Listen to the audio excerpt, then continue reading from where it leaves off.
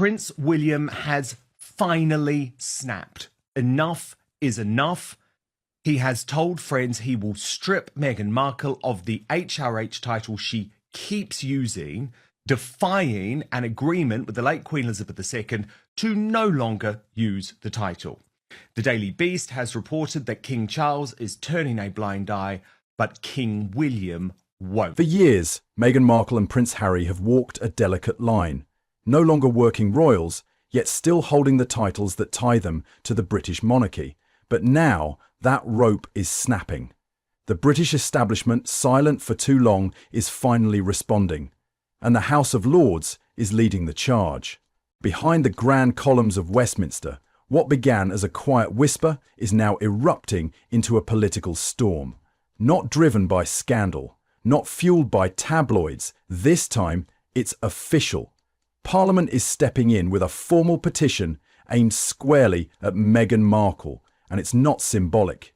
It's a direct challenge to her continued use of the title Her Royal Highness. I don't want to be defined by Meghan Markle, even though she was personally responsible for me losing a job I loved. You know, she was the one who wrote to the boss of ITV on the Monday night that led to me leaving the next day. Talking about we're both women and we're both mothers. You got to get rid of him. Do people think that's right? Is it right that a person like Meghan Markle from a California mansion should lever a British television broadcaster out of a job he's enjoying, that viewers are enjoying him doing in that way? I don't think so. Is it right that my right to free speech was so impinged that I had to leave a job if I didn't apologise for disbelieving someone who said false things? I don't think so.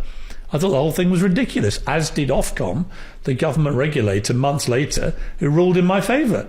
So I thought the whole thing, frankly, was preposterous. What was once dismissed as royal drama is now turning into something far more serious, a legal and constitutional reckoning. And at the centre of it all, a woman who critics say wants the crown's privileges without its burdens, and a royal system that's finally had enough. The timing couldn't be more explosive. Just weeks after Harry and Meghan's unofficial tour of Nigeria, complete with speeches, handshakes and royal-style photo ops, the backlash has grown into a full-scale institutional response. While Buckingham Palace has remained silent, Parliament is no longer willing to let protocol slide. This wasn't a charity visit. It was diplomacy without approval, and that's what has set alarms ringing in Whitehall. What really ignited fury wasn't just the optics, it was the signature. A handwritten note attached to a gift basket Meghan sent during the trip was signed Her Royal Highness the Duchess of Sussex. That title was removed in 2020 as part of the exit deal negotiated with Queen Elizabeth, and using it now violates that agreement. To lawmakers, this wasn't a simple oversight. It was a line crossed. A title meant to symbolise service is now being used to promote brand Meghan. And for Britain's political class, that's not just improper, it's an insult. So now, instead of ignoring the headlines, the House of Lords is preparing to rewrite them. Brats decided that they wanted independence, freedom and privacy. The great irony is that just in the last 24 hours, this programme has reported that Harry is feeling more isolated, imprisoned and purposeless than he ever has. Be careful what you wish for, big guy. So in 2020, when the couple decided that they wanted to get rid of their royal duties, move to North America, the palace was so generous, so typically generous, by saying, well, look, in principle, we should remove HRH, Her Royal Highness, His Royal Highness. But that would be a little inelegant to strip you of those particular words. So what we're going to do is we're going to politely ask you not to use HRH. And that way we don't have to have the kind of very public flogging, you know, the great sort of ignominy that the titles are removed. Let's just have an unspoken agreement that you won't use HRH. Now, that is what I would call British discretion. Inside the House of Lords, a formal petition is now on the table, one that directly challenges Meghan's continued use of royal status. Backed by members across party lines, it doesn't mince words. The charges are sharp: exploiting a royal title for commercial gain, defying agreed-upon protocol, and causing reputational damage to the Crown through unauthorised international appearances. At the heart of this petition is a centuries-old rulebook. British titles are not accessories. They are constitutional markers, awarded for duty and service, not celebrity status. And Meghan, critics argue, has blurred that line beyond recognition. By signing off on podcasts, events, and merchandise with her former title, she's treated royal privilege like a marketing tool. Legal experts point to the 1917 Royal Titles Act, which prohibits former royals from using titles in a commercial context. If Parliament finds that Meghan violated it, the consequences could go far beyond public backlash. This isn't just a slap on the wrist, it's potentially the beginning of a legislative effort to formally erase her titles, and maybe even Harry's. What makes this moment so significant isn't just the legal push, it's the public sentiment behind it. A recent May 2025 YouGov poll revealed that 77% of Britons now support stripping Meghan of her Duchess of Sussex title. That level of consensus cuts across age, region, and political lines. Even more striking, 61% say Prince Harry should lose his HRH status as well. This isn't just a royal family dispute anymore. It's become a national conversation about accountability, symbolism, and respect for tradition. For many, the issue is simple. If Harry and Meghan no longer want the responsibilities that come with being working royals, why should they keep the honours? The tipping point for many voters came not during a scandal, but during a podcast. Meghan appeared on a show hosted by Jamie Kern-Lima, describing her emotional struggles and signing off with her royal title. Again. Viewers quickly pointed out that the entire conversation felt curated and performative. Her teary expressions didn't match her words. And social media sleuths were quick to dig up past clips of Meghan admitting she could cry on command. That resurfaced clip of Meghan joking about her ability to fake tears went viral almost instantly. In it, she laughs about being able to produce a tear in seconds, like it's a party trick. And when viewers compared it to her emotional podcast moment, the damage was done. What should have been a heartfelt confession now looked like a rehearsed monologue. Even body language analysts chimed in, pointing out inconsistent facial cues, mismatched emotions, and odd gestures that signaled something deeper, perhaps discomfort or deception. But it didn't stop there. Meghan's critics seized on more signs of her obsession with the royal identity she claimed to have left behind. During a high-profile appearance in Los Angeles, she reportedly signed a card using Her Royal Highness once again. This was not a public event. It was private, which to many lawmakers made it even worse. Using a royal title privately, after promising not to use it at all, is viewed by insiders as a breach of integrity. Meghan's defenders say she's just holding on to a part of her past.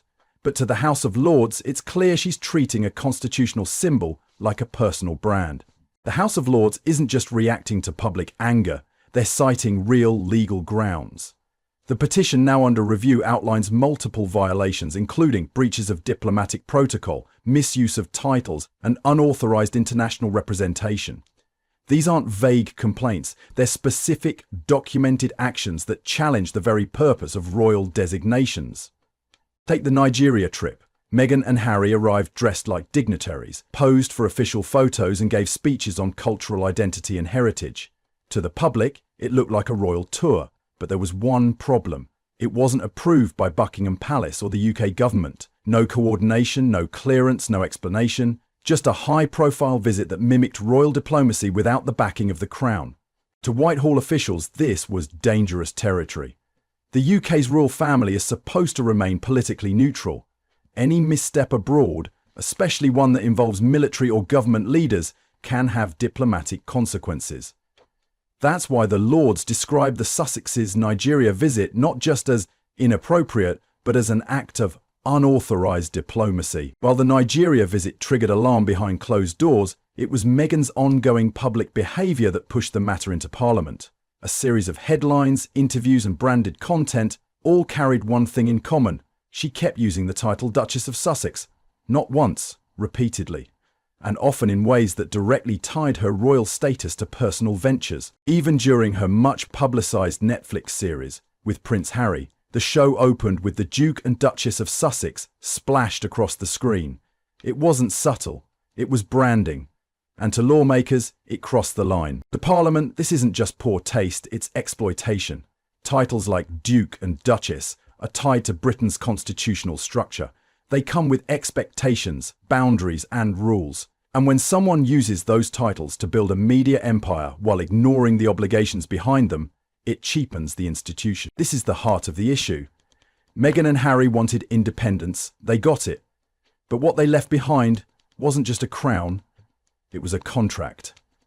And the British government now believes they've broken it. That break from the contract is why this petition carries real weight. It's not a celebrity backlash or a culture war flashpoint. It's a legal maneuver rooted in centuries of royal precedent. The petition outlines how Meghan, in particular, has repeatedly breached communications protocol, most notably through her podcast Archetypes. There she discussed deeply personal issues, made allegations of racism within the royal family, and shared grievances while still using her royal title. Under royal rules, titled members must avoid making politically sensitive or controversial statements, especially if they're no longer performing official duties. Meghan's comments, which included claims of mistreatment and mental health struggles, made global headlines and sparked criticism across the Commonwealth. In Parliament's view, it's not about silencing her voice, it's about how that voice was framed. When she speaks as Meghan Markle, the public figure, she's free.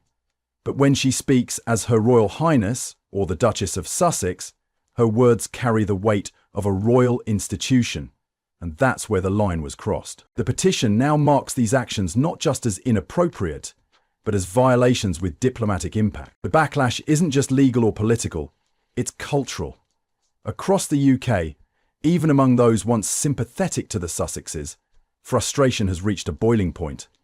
What began as support for a couple seeking freedom has turned into disillusionment, with a duo perceived as using royal legacy for personal gain. A key flashpoint was Meghan's appearance at Beyoncé's Cowboy Carter concert in Los Angeles.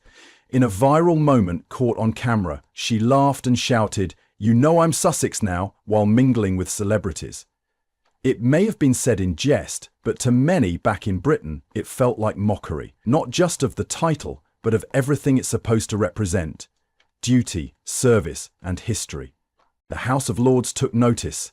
That one moment, seemingly casual, was cited in the official petition as further proof that Meghan treats her title not with reverence, but as entertainment. It wasn't a tabloid take, it was written into the record, used as evidence that the Duchess of Sussex title has become, in their words, a punchline.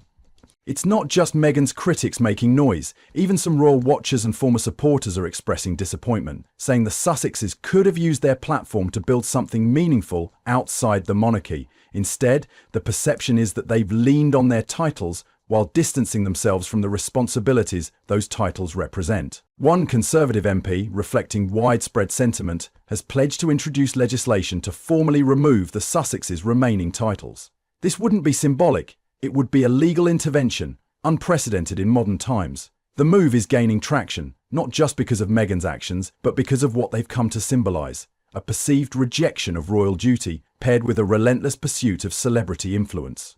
The King has remained silent. Buckingham Palace has offered no official response, but the House of Lords has stepped in where the monarchy has chosen to stay out. And that alone marks a shift in royal dynamics. A government now willing to enforce the rules that the palace won't. As the pressure builds, Harry hasn't escaped scrutiny either. While Meghan has become the lightning rod, Harry's role in this saga is under renewed focus. His participation in the Nigeria trip, his signature on Netflix deals, and his ongoing use of Duke of Sussex in public life are all part of the case being built inside Parliament. But it's Meghan who continues to attract the most attention, particularly for how she presents herself publicly. Her appearance on Jamie Kern-Lima's podcast was supposed to be a moment of vulnerability. Instead, it turned into a spectacle. Critics pointed out the overly emotional tone, the lack of visible tears despite the sobbing voice, and her habit of accepting praise with a tone that felt rehearsed rather than real. Even her defenders struggled to explain the disconnect. Was it emotional expression or image control? Was it authenticity or just another performance? That blurring of the line between sincerity and strategy is part of what's fueling the backlash. Meghan doesn't just use the title, she's built a brand around it. And now the question isn't if that brand offends tradition, it's whether it breaks the law. As pressure mounts, Meghan's public image is unraveling fast. Her podcast appearances, meant to show vulnerability, are now fueling doubt. Viewers pointed to her emotionless crying, mismatched expressions, and even a resurfaced clip where she boasts about crying on command. Then came the final blow, a handwritten card signed Her Royal Highness, despite agreeing not to use that title. That small detail triggered a big response. The House of Lords launched a petition under the Royal Titles Act, accusing Meghan of exploiting her title for fame and profit. Her Netflix intros, Nigeria visit, and branded events, all under the Sussex name, are now listed as evidence. To Parliament, this isn't about hurt feelings, it's about rule-breaking. And Meghan has crossed the line too many times. Now the UK government is doing what the monarchy won't, taking action. The House of Lords has stepped in, backed by overwhelming public support and legal precedent. A staggering 77% of Brits want Meghan stripped of her title. Even Prince Harry isn't off the hook, with 61% saying he should lose his as well. This isn't royal gossip, it's a constitutional showdown. Meghan wanted out, but kept the perks. Now, Parliament is drawing the line. If the motion passes, Duchess of Sussex could soon be erased, not by scandal, but by law. And with it, the final chapter of Meghan's royal story may be closing. By force, not by choice. If you enjoyed this breakdown, don't forget to like and subscribe to the channel for more updates like this. Let us know your thoughts in the comments.